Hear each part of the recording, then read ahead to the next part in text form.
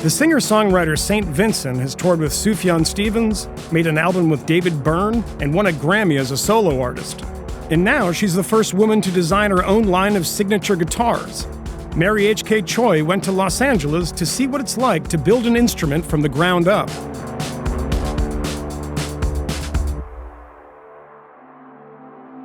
For an instrument that's been around since before the 15th century, you'd think the modern guitar would have seen a lot of changes.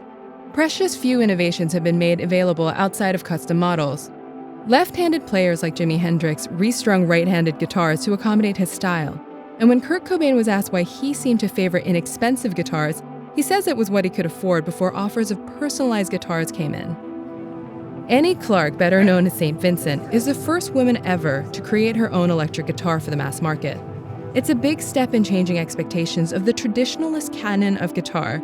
A bunch of dudes arguing the merits of a Strat versus a Les Paul.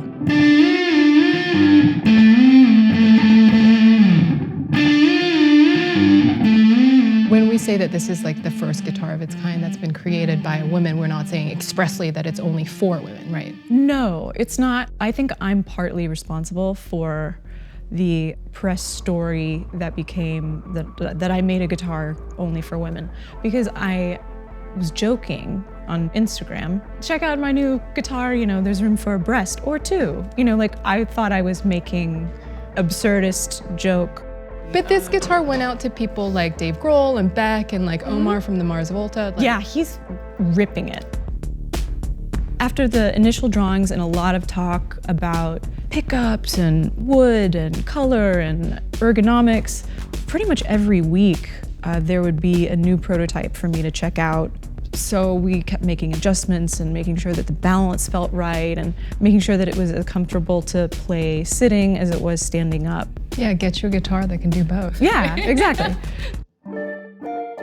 Coming of age during a kind of guitar heyday, St. Vincent cites grunge, metal, and classic rock like Led Zeppelin as influences, but felt marginalized as a young female player. There was that kind of explosion of quote-unquote women in music.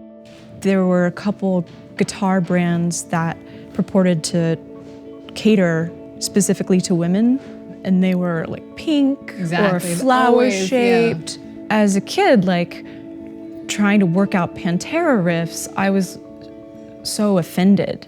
Where do you hope this guitar will live in the sort of pantheon of guitars?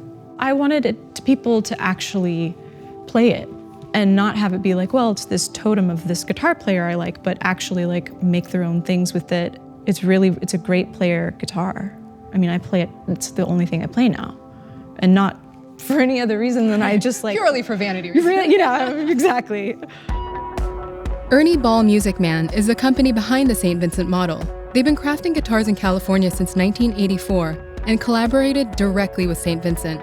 This isn't like a white label situation where someone was like, hey, would you put your name on this thing? Right, yeah. So soup to nuts, you created this thing.